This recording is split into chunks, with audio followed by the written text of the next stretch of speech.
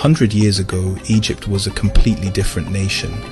In contrast to the bustling metropolis cities that have become synonymous with this now Arab nation that is dependent on its tourist-fueled economy.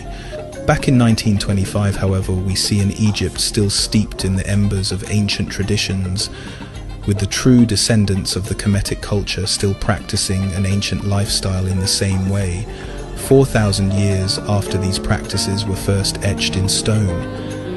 In this beautiful footage captured by the Metropolitan Museum of Art, prior to the explosion of global interest in ancient Egypt and subsequent urbanization of Cairo and Alexandria, much of the ancient Egyptian culture was under the custody of those indigenous southernmost Egyptians. Typical villagers are these aging patriarchs. Although many generations removed, it is possible that the blood of the pharaoh still courses the veins of these dark-skinned natives of this land of antiquity. Those black African Egyptians, who are today called the Nubian Egyptians, were in those days not restricted to Aswan. Modern Nubians state that in these times, the dark-skinned or black Egyptians never referred to themselves as Nubians. But sadly, much like the wider global melanated populations, they have had this label thrust upon them by those desperate to benefit from this modern economic caste system. Indeed, they remain distinct from the urbanized melting pot populations, their notable Africanity, which is expressed in their pastoralist cultural practices, and a local penchant for adorning themselves in gold. This was punctuated by their continuation of Nile Valley practices that weren't reflected by the non-Kemetic populations as one draws toward the Delta region and Alexandria.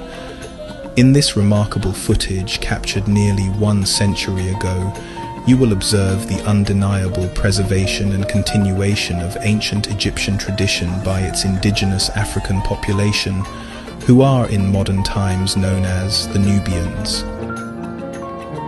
One of the most observable cultural differences between the ancient and modern Kemetic populations is the attire.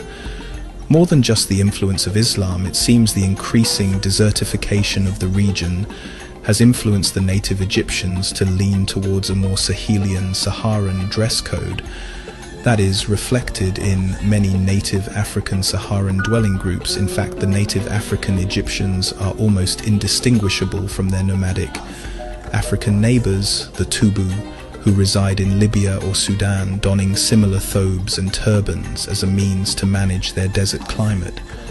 Perhaps this adjustment was equally acclimatic as it was socio-religious adjustment. According to tradition, prior to the flooding of the Nubian plains, the population relied on the annual inundations of the Nile for subsistence. This is proven by this footage, which shows an unbroken dependence on the Nile valleys, rich soil for sustenance, and a deep cultural connection to the land surrounding the Nile. The introduction of the camel into daily agricultural life is also a post-dynastic adjustment, one likely influenced by the migration and infusion of nomadic groups from the east, such as the Beja. These desert-adjusted beasts of burden inevitably became too practical to forsake.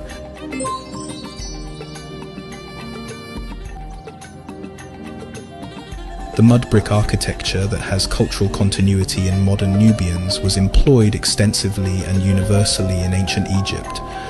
However, the non-Nubian populations of Egypt remained oblivious to these ancient architectural techniques. This practice, like all remnants of ancient Egyptian culture, was a Nubian practice likely viewed as a primitive African behavior. But the native African Egyptians never stopped using these techniques. In more recent times, the wider Egyptian populace began to adopt these building techniques when they learnt that far from being primitive, this architectural method is sustainable and tropically optimized.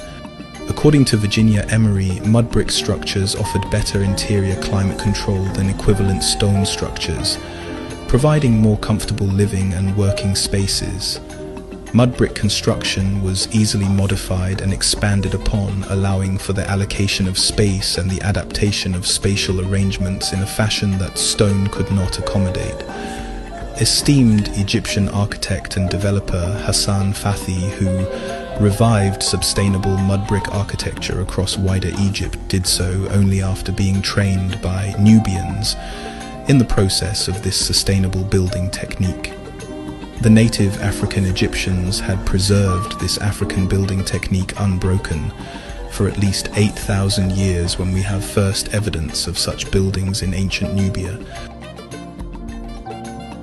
Living in harmony with the Nilotic ecosystem,